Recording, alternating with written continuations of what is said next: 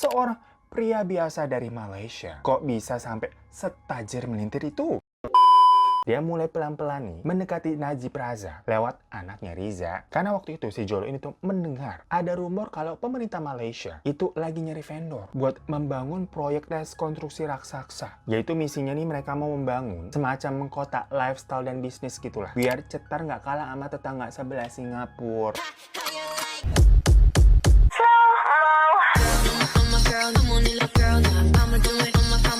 Assalamualaikum, Elsa di sini. Hai guys, hai semua, halo tetangga. Gimana kabar teman-teman semua? Semoga sehat selalu, semoga bahagia selalu, dan semoga hari teman-teman semua selalu good day.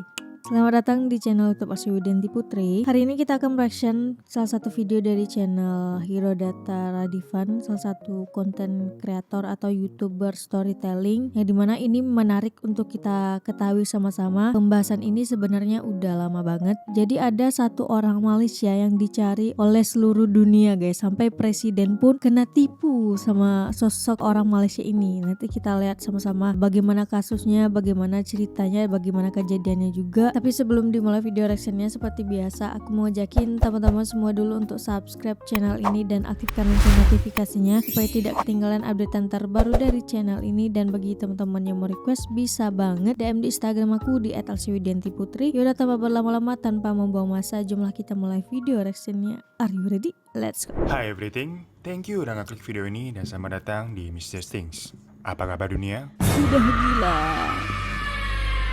Aku hampir gengs, hari ini kita tiap malam akan nonton ini membawakan sih sebuah channel kasus ini. perampokan yang ini Oh, next level banget. perampokan. Alias udah kagak ada lawannya lagi lah. Bakal heboh nih, bakal panjang ya. Berdefinisi dari gila-gila harta ala-ala sultan sampai hal ini tuh disebut sebagai salah satu kasus perampokan terbesar di dunia. Nilainya nggak main-main nih gengs. Gua jamin di antara kalian semua yang dinonton ya, sama kayak kita juga kagak pernah menyicipi namanya saldo sebanyak ini. Apalagi buat nih para perampok-perampok amatir atau apa, garong, maling, copet, semuanya lah yang biasa ngerampok di mana? Di pasar, di komplek-komplek yang di tempat-tempat mainstream begitu, atau Dia malah cerita lucu loh guys, ya pada sungkem lu suka semuanya sama kelihatannya. dia. Orang di kasus ini nih yang sampai sekarang belum ketemu karena dia ini nggak nanggung-nanggung kalau ngerampok. Satu negara dirampok, dan gokilnya lagi, pelaku ini walaupun belum ketangkap bukannya kayak tapi hidup mukanya dunia muka orang tukser begitu, kagak. Dia Cina ya? masih leha-leha, diyakinkan sampai sekarang nih. Yang kita kan jadi bertanya-tanya, apakah Oh, dia muka punya Korea orang juga. dalam apa bagaimana? Nah, soalnya belakangan tuh lagi rame lagi di up kasusnya Azura Luna. Orang asal Indonesia yang jadi buronan, dicari itu sama FBI internasional karena memang dia melakukan kasus penipuan yang udah kayak ular gitu, licin banget. Sama belum ketangkap juga sampai sekarang. Dan banyak dari kalian kayak ngetekin gue nge-request, tapi mohon maaf nih, kalau kasusnya Azura Luna udah pernah kita bahas dulu. Yang sampai saat ini sih nggak ada perkembangan beritanya sebenarnya. Orangnya udah nggak tahu di mana. Cuman nggak ngerti kenapa lagi naik lagi aja tuh beritanya. Jadi buat kalian yang belum tahu, belum nonton, bisa cari video yang ini nih. Gimana sih ini para majikan nyuruh-nyuruh bae ngecek kagak? Makanya dari situ kita cari nih sebuah kasus yang lebih bombastis daripada Azura Luna. Yang lagi-lagi Azura Luna, lu mingkem dah nih sama orang ini nih. Dimana nih pelakunya adalah seorang pria asal Penang, Malaysia bernama Low Tejo atau biasa dipanggil dengan Jolo. Nah, Jolo ini tuh sampai berhasil menyandang peringkat sebagai salah satu orang yang paling dicari di dunia. Lah, itu berarti sebuah prestasi atau gimana tuh? Gara-gara sebuah kasus skandal yang dinamakan 1MBD. Karena si Jolo ini berhasil ngebawa uang dengan total sekitar 4,5 miliar US dollar atau sekitar nih. Tuh, lu hitung tuh.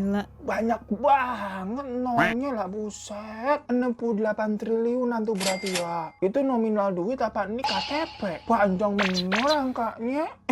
Dan uang hasil rampokannya itu dihambur-hamburkan buat main kasino, party, naik jet pribadi, beli rumah segede-gede kabar, ngundang artis-artis Hollywood, sampai kalau beli sesuatu dia udah nggak yang levelan bawah-bawah gitu. Beli lukisan Picasso asli dia beli. Yang biasanya ada di museum tuh. Pokoknya definisi ini visi foya, misi foya. Jadi voya. Nah, gimana caranya sih seorang pria biasa dari Malaysia kok bisa sampai setajir melintir itu? Nih, gue ceritain ya biar jadi motivasi kali-kali. Tapi bahaya-bahaya, di akhiratnya lu bakal sengsara kalau kelakuannya kayak begini. Takut. Nah, jadi si Jolo ini tuh lahir pada 4 November 1981 di kota Penang, Malaysia, gengs. Dan di tahun 1998, orang tua Jolo ini ceritanya ngirim dia ke sekolah namanya Harrow School London. Yang mana sekolah ini tuh sekolah elit banget begitu. Isinya tuh, kalau bukan anak-anak yang super pinter cespleng, ya orang-orang yang kaya raya banget. Macam sekolahnya Go Junpyo tuh kan semuanya serba super ya. Buat kalian nih lagi nonton sambil kayak ngepel lantai gitu kan pakai super pel sama daster robek-robek atau utang bolong, udah nyimak aja ya. Nah, walaupun begitu sebenarnya tapi orang tuanya Jolo ini nggak kayak genjam diduga sih. Lumayan kaya untuk ukuran standar di Malaysia. Ya tapi kalau udah masuknya ke Harrow School London di sana, itu levelnya jauh banget sama orang-orang tua murid di sana yang kayaknya udah kagak ngotak. Ya cuma tetap aja orang tuanya itu bersikeras untuk masukin anak mereka ke sekolahan itu biar nih bisa dapat kesempatan emas untuk bisa mendapatkan sebuah jaringan koneksi dengan anak-anak elit lainnya. Karena di sana nih salah satunya tuh ada AP, ada kentongan lagi tuh saat pembuset bosan kita ya dengan kentongan mulu. Di sana tuh ada salah satu anak tiri dari Perdana Menteri Malaysia Najib Razak yang pada saat itu menjabat bernama Anak Riza tiri. Aziz anaknya. Nah cuman biasanya Oh, anak lu tiri kaget gitu. Riza Aziz. Oh, begitu lagi kan ngagetin lu.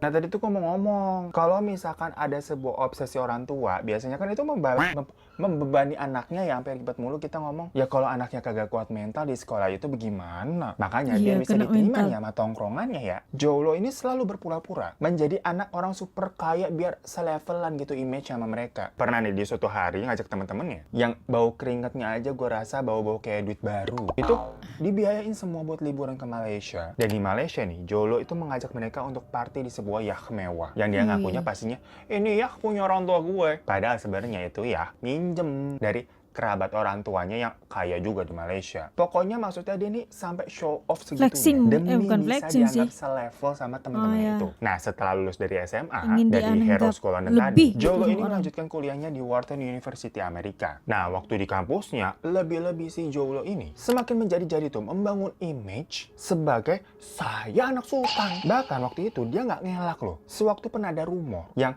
entah dari mana datangnya ya, nggak ada angin, nggak ada hujan, tahu-tahu dia dirumorkan. Dibilang dia tuh pangeran Malaysia. Tapi si Jolo ini bukan kayak, oh enggak itu gosip doang, bukan, saya bukan anak pangeran Malaysia kok. Harusnya kan klarifikasinya seperti itu ya. Tapi dia malah semacam memanfaatkan gosip tersebut Iya, dengan bilang, gitu. oh iya benar, iya benar. Gitu. Ya Jadilah Allah. tercap nih di sini nih, saya anak sultan. Makanya waktu dia ulang tahun yang ke-20, dia mengadakan pesta mewah tuh di klub yang eksklusif dengan mengajak anak-anak yang ada di kampusnya. Lagi-lagi untuk membangun image kan kayak, gua anak sultan nih, masa pestanya biasa-biasa aja. Nah tapi mungkin dari kalian banyak yang mikir, terus kalau dia sebenarnya nggak kaya-kaya amat begitu ya, bukannya bakal nombok, kenapa bela-belain sampai jor-joran begitu sih? Gimana pun juga kan itu semua butuh modal, keluar duit pasti. Nah si Jolo ini memang menganggap itu semua sebagai salah satu investasi dia di masa depan nanti. Yang kalian simak nih ceritanya, karena akan terjawab investasinya ini menjadi investasi berharga atau investasi bodong. Pokoknya tujuan dia adalah pengen diakui dan diterima di circle pertamanan anak-anak sultan ini. Dan akhirnya memang usahanya membangun reputasi tersebut membuahkan hasil, gengs. Karena koneksinya makin luas kan ya. Jadi temenan dari anak-anak di kampusnya yang emang udah bagus-bagus nih bapak ibunya. Terus dikenalin lagi kan sama temannya si ini, temannya si itu. Kenal lagi si C, D, E, F, G, banyak jadinya. Nah, dari awalnya koneksi yang itu, Jolo ini tuh tahu-tahu bisa sampai punya kenalan-kenalan orang-orang berpengaruh di beberapa negara Timur Tengah. Sampai jauh jadi gengs kenalannya. Jauh gengs. ya Salah satunya sama kenalannya. pihak yang mengontrol Sovereign Wealth Fund milik Saudi Arabia. Nah, emangnya apaan tuh Sovereign Wealth Fund? Jadi Sovereign Wealth Fund itu atau singkatannya SWF itu adalah semacam dana investasi milik negara yang dikelolanya ya berarti dari duit-duit negara. Ya nanti duit-duit tersebut akan dialokasikan untuk investasi di berbagai sektor. Nah, nanti cuannya dari situ digunakan untuk membangun negara tersebut. Intinya tuh setelah dia berhasil PDKT dengan orang-orang penting di Arab, Jolo balik lagi tuh ke Amerika buat menyelesaikan wisudanya dari universitas. Habis lulus, Jolo ini langsung mendirikan perusahaannya sendiri yang dia kasih nama Winton Group. Ide dari usahanya tersebut, dia ini tuh bakal jadi makelar atau penyambung buat para investor-investor besar yang dari Timur Tengah tadi kan banyak kenalannya di sana, yang mau investasi ke proyek-proyek besar yang ada di Malaysia. Nah, supaya kelihatan meyakinkan nih, padahal kan dia anak berlulus sekolah. Jolo ini menyewa kantor mewah banget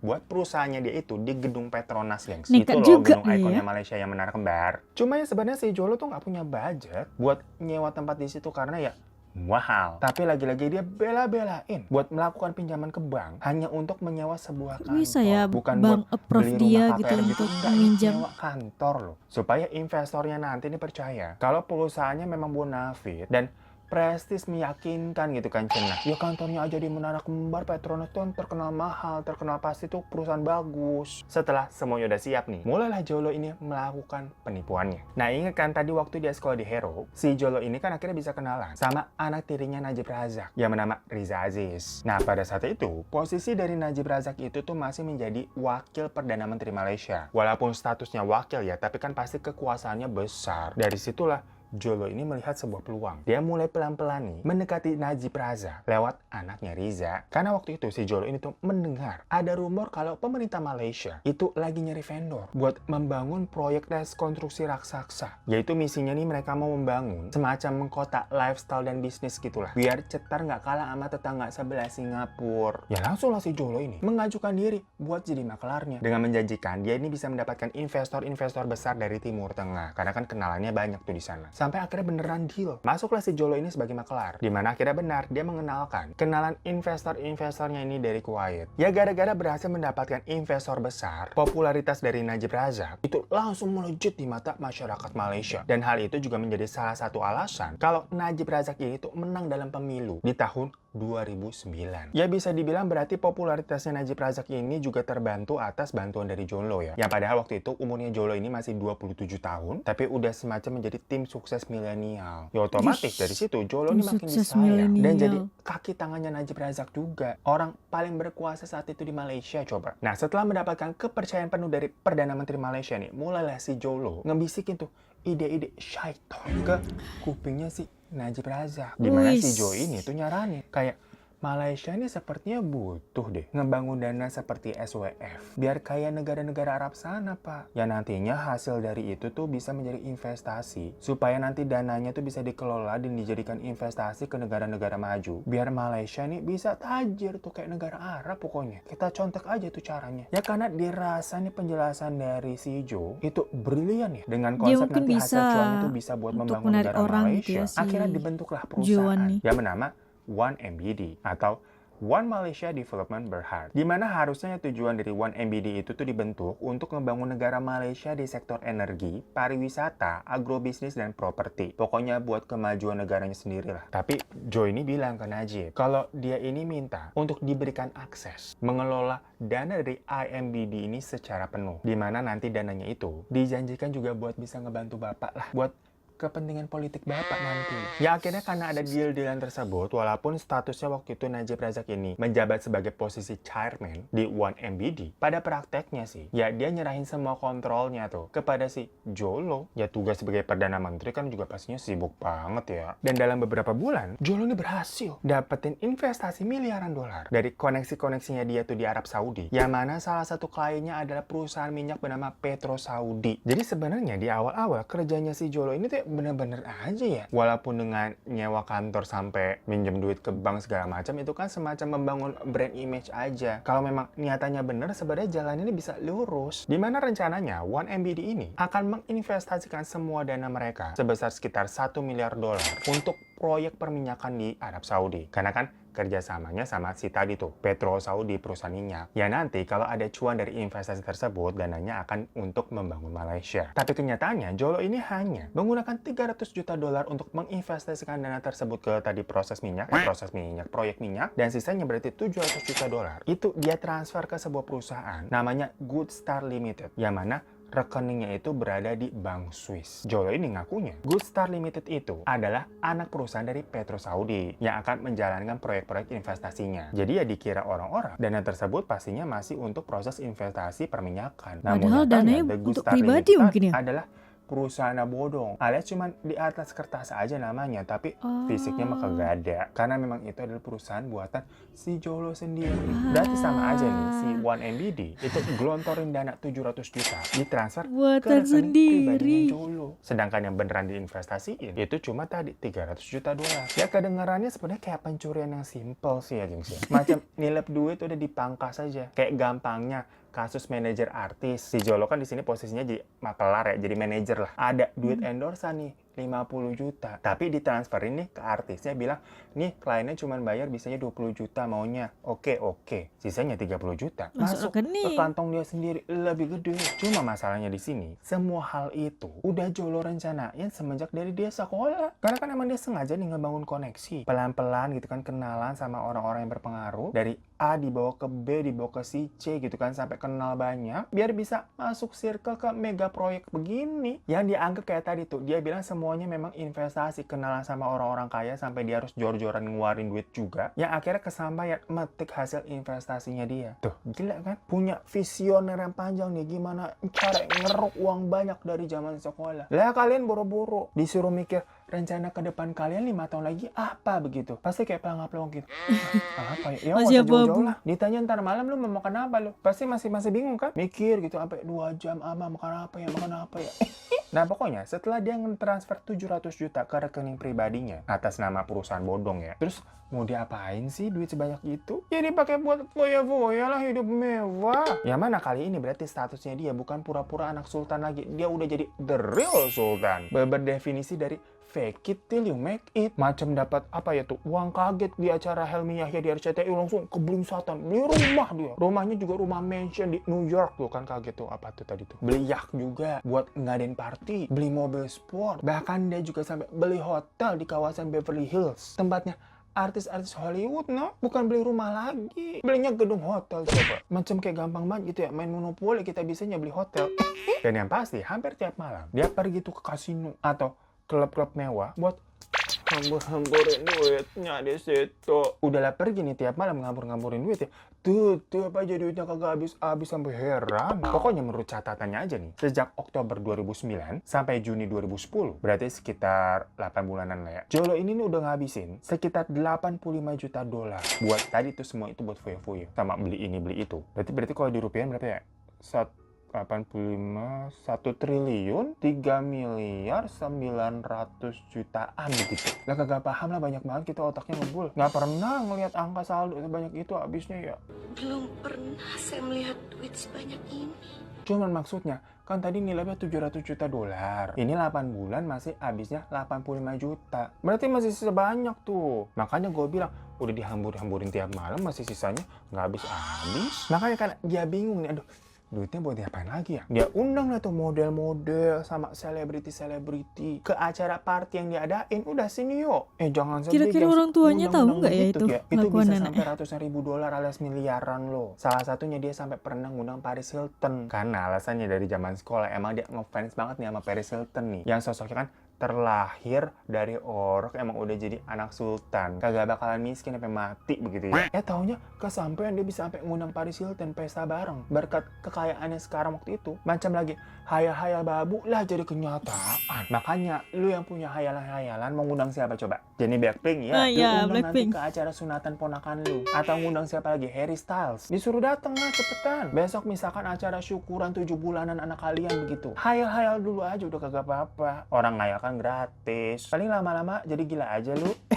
Sampai ada juga nih rumor yang mengatakan kalau Jolo ini tuh pernah nongkrong bareng sama Leonardo DiCaprio. Nongkrongnya juga di sebuah kamar hotel mewah yang ada di Las Vegas. Dan mereka ini ngundang 20 model dari majalah Playboy yang seksi-seksi begitu ya buat party bareng. Astagfirullahaladzim, pada ngapain gitu ya party-party di Astagfirullahaladzim. kamar hotel? Main lato-lato kali ya?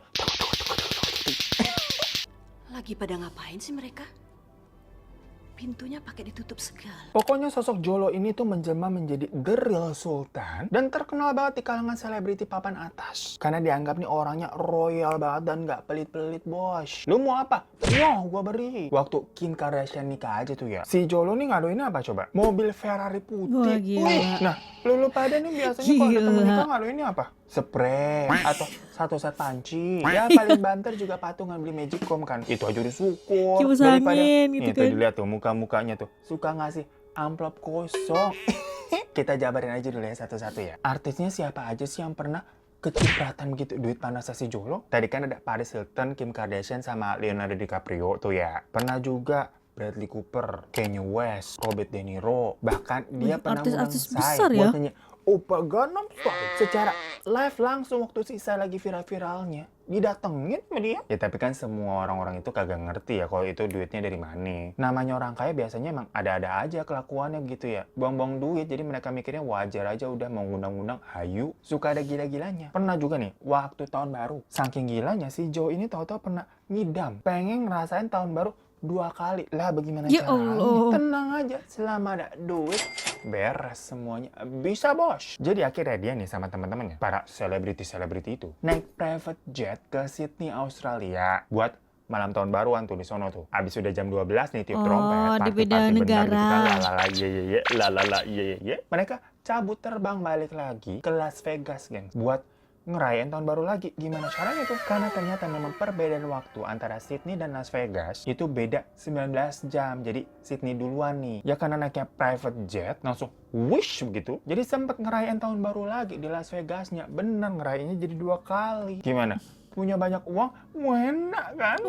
Nah, sampai dong, banyak yang menyebut Jolo ini tuh sebagai Asian Great Gatsby. Setelah udah puas dan bosan jor-joran ngeluarin duit yang gak berfaedah begitu, si Joe ini mulai mikir buat menggelontorkan ke hal-hal yang lebih faedah lagi. Mungkin agak-agak mendapatkan pintu hidayah, tapi pintu hidayah ini masih kebukanya dikit gitu, belum ngablak. Dimana si Jolo ini tuh mulai terlibat dalam perfilman Hollywood. Dia ini membiayai beberapa film ternama yang salah satunya itu tuh Wolf of Wall Street yang dibintangi sama sohib kentalnya tuh si Mas Leonardo DiCaprio. Dan ternyata kan filmnya cukup sukses ya. Nah tapi uniknya, filmnya itu kan ceritanya based on true story dari kisah hidup seseorang namanya Jordan Belfort. Yang memang itu kisahnya juga udah dijadiin buku ya. Dimana di situ si Belfort nih, itu adalah mantan financial scammer yang sampai pernah dipenjara dan akhirnya bayar utang kerugian yang telah dia tipu. Film sama bukunya pokoknya menceritakan tentang kisahnya itu. Nah jadi si Belfort ini semacam kayak bisa mengendus. Kalau kayaknya ada yang nggak beres deh sama si Jolo mah beda orang ya. Istilahnya si Belfort ini kan mantan maling, ketemu sama maling juga nih, jadi ada radarnya tersendiri. Radar Karena waktu maling gitu. mengadakan pesta selamatan dari film tadi, Belfort ini melihat kalau pestanya itu super mewah, super extravaganza, super extraordinary, yang kayak too much banget. Sampai-sampai dia ini komentar, seseorang tidak akan menghambur-hamburkan duit sampai segitunya kalau itu adalah hasil jeripayanya sendiri. Yang mana bisa jadi dia mendapatkan duit tersebut dari hasil yang tidak benar. Ya ibarat kata suhu begitu, udah ngerti kali dia. Cuma waktu itu memang tidak eksplisit ya ditunjukkan kepada si Jolo. Nah pokoknya setelah investasinya dia ke dunia perfilman sukses, dia terjun lagi gitu ke dunia musik. Maksudnya tapi bukan jadi penyanyi ya. Suaranya dia fals kayak gue tahu diri.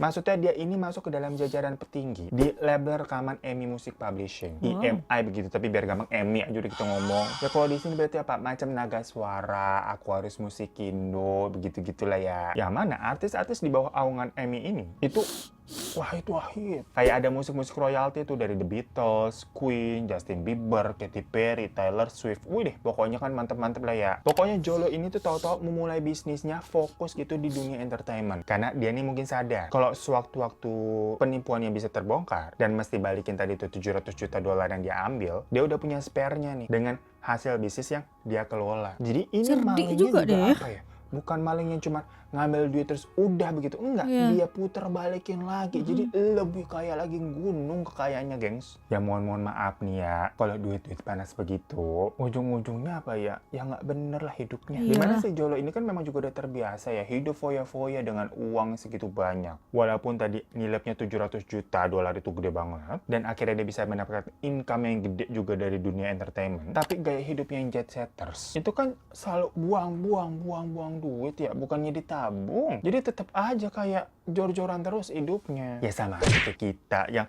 habis dapat gajian nih, kok tau-tau habis gaji kita. Ya bedanya, kita nih habis gajinya buat beli boba sama cek Shopee. Lah kalau si Jolo buat tadi tuh party-party keliling naik private jet. Lah akhirnya kan dia mikir ya, gimana caranya nih supaya duit gua kagak habis-habis nih. Punya selalu banyak backingan savingan, ya kagak berseri. Dia dapat idenya, yaitu ya nyolong lagi aja, repot bener. Makanya untuk aksi keduanya melakukan penipuan besar, dia ngelibatin salah satu perusahaan investasi terbesar juga di dunia nih, yaitu perusahaan Goldman Sachs. Karena memang si Jolo ini tuh punya kenalan di perusahaan tersebut. Ya kalau udah di sini tuh udah nggak heran lah ya, kenalan dia udah top tier semua di fase ini. Di situ dia kenal sama Tim Leissner yang posisinya adalah sebagai kepala divisi Asia. Si tim ini dilobi lah sama si Joe dengan segala kemewahan. Bayangin, untuk ketemu meeting aja nih mereka nih. Si tim ini dijemputnya pakai private jet langsung, yang pelayanannya juga first class. Lah emangnya lu fasilitas kantor lu apa? Dijemputnya pakai apa? Ojek online. Itu juga duitnya harus direimburse begitu. Kesel banget kita ya. Mana gajian udah habis, tanggal tua begitu kan. Disuruh meeting ke sini, iya bos, kita datang tuh ke sana. Duitnya direimburse dulu. Ya Allah, nasib ya. Nah, dan pas mereka meeting, Jolo ini tuh ngasih tahu dengan bilang kalau dia mau minta tolong dong untuk perusahaan si Goldman Sachs selaku perusahaan investasi bisa membantu 1MBD buat dapetin dana lewat ngejual surat obligasi ke para investor dari rekanannya Goldman Sachs. Jadi kayak mau open saham gitu lah 1MBD ceritanya. Ya udah, di tahun 2012 aja, IMED ini tuh berhasil meraup duit senilai 3,4 miliar dolar Amerika lewat si Goldman Sachs. Tadi kan karena dia tuh perusahaan investasi terbesar di dunia loh, jadi orang-orang pada percaya lah. Dan di tahun 2013, 1MBD itu dapat lagi 3 miliar, gengs. 3 miliar dolar ya. Bayangin tadi awalnya 700 juta dolar. Sekarang 3 miliar dolar. Itu udah beberapa kali lipatnya coba. Tapi lagi-lagi dengan cara sebelumnya, Jolo ini tuh ngulitin nih duit-duit dari para investor tadi yang pada beli obligasinya dengan cara nge-transfer sebagian besar uang ke perusahaan bodong yang dia punya. Dan duit miliaran dolar yang tadi dia curi, itu dibagi-bagi ini ke orang-orang yang membantu rencana busuknya. Ya salah satunya ke Tim Lesnar. Sama juga ke Perdana Menteri Najib Razak. Biar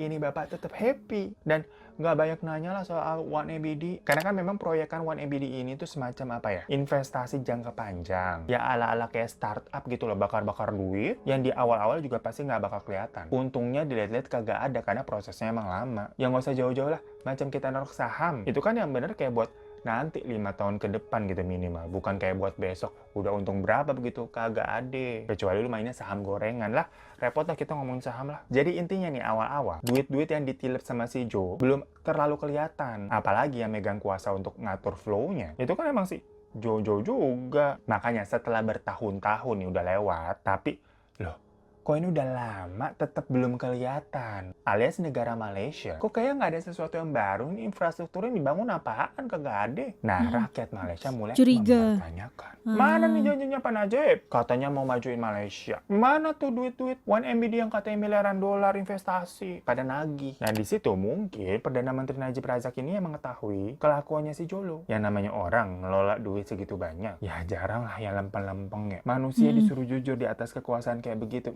Susah. Ya bukan apa-apa, kita mah sanksi ya. Tapi mungkin di situ ada yang namanya tutup mata juga lah. Karena kan tadi duitnya ujung-ujungnya juga mengalir ke dia, ke Najib Razak maksudnya, buat membiayai kepentingan politiknya. Jadi ya udahlah, tahu sama tahu aja. Misalnya nih, kayak kalau si Najib Razak bikin kampanye tuh gede-gedean atau nyumbang charity ke sana ke sini buat membangun image ke masyarakatnya bagus kan ya. Nah semua itu kucuran dananya dari Jolo yang ngaturin nih plot-plot duitnya buat apa begitu. Kan asalkan Bapak seneng kalau si Jolo. Sampai akhirnya kebusukan si Jolo ini terbongkar mulai di tahun 2015. Jadi suatu hari nih ada email bocor ke media awalnya. Yang isi emailnya itu mengandung informasi-informasi terkait skema penipuan yang telah dilakukan sama si Jolo. Nah tapi untuk pengirim emailnya itu memang anonim ya gengs. Dan tidak diketahui siapa nih yang menjadi cepu. Nah hal itu tadi kan bocor tuh ke media. Orang-orang ini mulai kepo. Ngulik dan nyari tahu soal si dana IMBD, 1MBD dan juga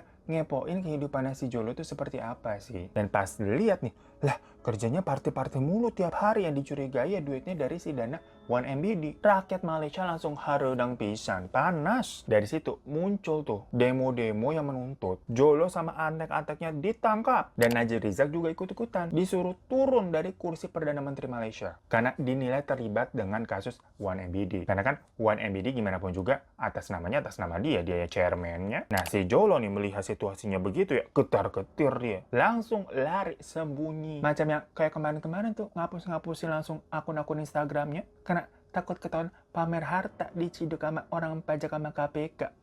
Ya tapi berhubung duitnya si Jolo ini kan nggak main-main, nggak berseri. Dia ini berhasil bersembunyi di lokasi yang mungkin emang susah ditemuin kali ya. Tapi dipastikan hidupnya pasti tetap mewah lah dengan duit sebegitunya. Masih banyak bener. 7 turunan juga nggak habis kayaknya tuh. Hingga pemilu tahun 2018, Najib Razak ini kalah telak dari hasil voting. Ya soalnya masyarakat udah ilfil, hilang kepercayaan juga mereka. Padahal katanya partai dia di Malaysia itu nggak pernah kalah pemilu loh selama 60 tahun terakhir coba. Dan berarti itu menunjukkan betapa besarnya impact kasus 1MBD ini yang membuat masyarakat Malaysia benar-benar marah atas semua korupsi yang dilakukan pada saat rezimnya Najib Razak dari 2009 sampai 2018. Nah, begitu kalah pemilu nih, Najib dan istrinya tuh berniat untuk meninggalkan kabur dari Malaysia juga. Karena berarti dia udah nggak punya kekuasaan. Tapi mereka ini berhasil di stop pas mau pergi ke bandara. Ya waktu itu Wih. Najib nih ngakunya dia mau keluar negeri buat main golf aja. Tapi masyarakat udah nggak percaya. Polisi juga langsung menggeledah rumahnya Najib Razak dan menemukan barang-barang mewah senilai 240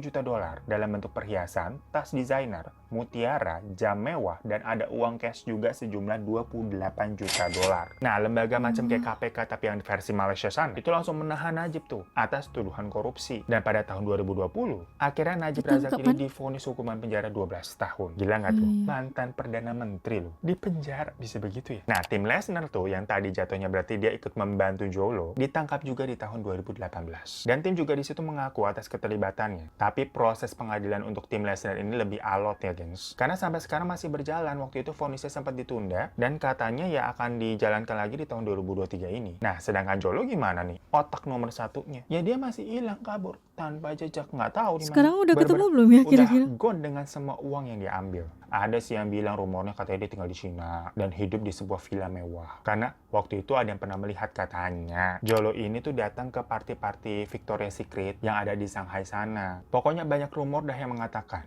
kalau melihat si Jolo ini tuh masih hidup. Tapi masih dalam kemewahan dan foya-foya ya. Terus kenapa dia nggak ditangkap?